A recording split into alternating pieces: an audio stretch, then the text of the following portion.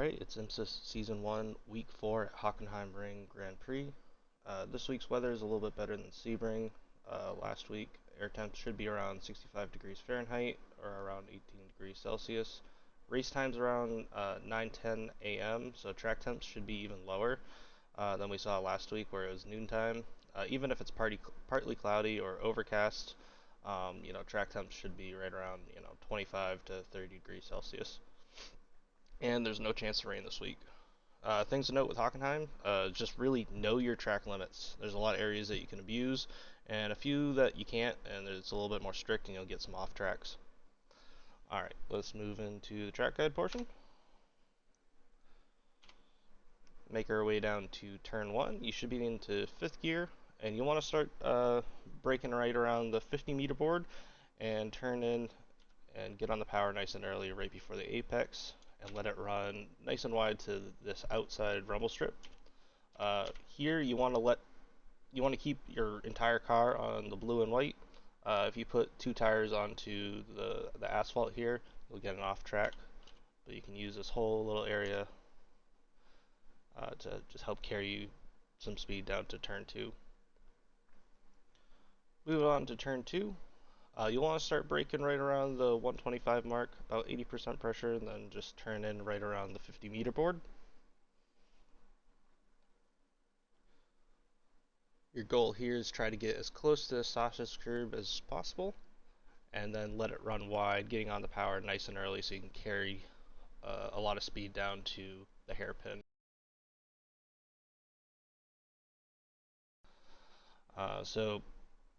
Here you want to just run it out to the curb and then put 2 tires on the green grate there, and then just minimize your steering inputs from here on out and try to carry as much speed down to the hairpin.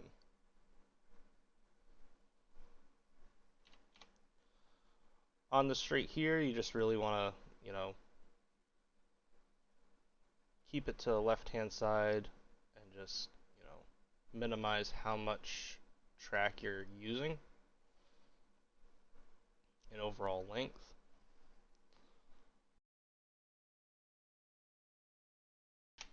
Alright, so approaching the hairpin, you want to start braking right around the blue and white rumble strip on the right hand side.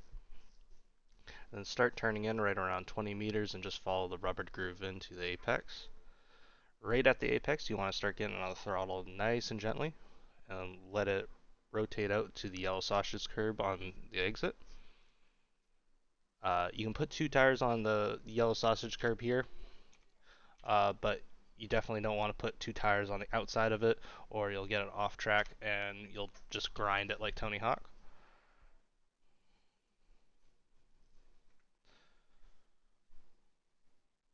Next corner up here, it's flat out, but you'll want to just try to keep it to the right hand side, as well as minimizing your steering inputs. Try to get to the right hand side right around here, and then start braking right when this first rumble strip on the right hand side starts to end. Brake around 80% and start turning in just after the 50-meter board. Your goal here is really just try to get as close to the sausage curb as possible without just eating it. And then getting on the throttle after the apex. So you want to do that so you can keep the car to the left-hand side to make this next fast right-hander. Just get on the throttle, full throttle by here, touch this curb, try to open up the next corner as much as possible. Now, if the track's pretty cold, you might be able to hold this wide open. With the track temps I was dealing with, around 29 degrees Celsius, I had to do a little lift here at the apex just to keep the rears planted and didn't spin around. But ideally, you just let this run ride all the way down to the sausage curb there, and just keep it to the left-hand side of the track, where you'll approach turn 11. Turn 11 here, it doesn't really have a good braking marker or when you want to start. It's kind of just all by feel. But really what you want to start just braking around 30% and then downshift before the apex. By here, you're in 4th gear and you're getting back on the throttle and letting it run all the way wide keeping 2 tires in on the blue and white. You can actually run this all the way to the gravel, but you just don't want to grab too much gravel here. Definitely during the race, you'll see a lot of this gravel get pulled onto the racing surface and make turn 12 up here a little bit tricky. But for turn 12, you want to start braking right around 70 meters, about 70%, and downshift all the way down to first. Alright, what you want to do here is get on the throttle nice and early, and by the time you hit this curb on the right hand side, you want to be full throttle. I got on the throttle just, full throttle a little too late here, so I lost a little bit of time. But ideally you're full throttle here. Try to keep 2 tires on the blue and white. I believe if you put the whole car on the green, that will give you an off track. For turn 13 here, or yeah, 13, uh, ideally you want to put the whole car over that curb, keeping basically your outside tires on the blue and white curb and just keeping the inside, right next to the grass.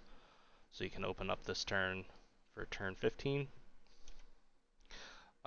Once when you approach the blue and white curb on the left hand side, that's when you want to start braking, about 30% in, and then just try to get on the power nice and early, let it run wide, and just after this sausage curb ends, you want to get off the power, let the car rotate in, and then back on the power again right before the apex. And let this run as wide as possible. You can use basically this whole runoff here, except for you just don't want to touch the gravel. And just make sure to keep, 2 tires in on the blue and white, and carry as much speed down to turn 1. And that's all lap here at Hockenheimring Grand Prix. If you liked the video, please just comment, like, and subscribe the video, and that'd be great. Thanks. Bye.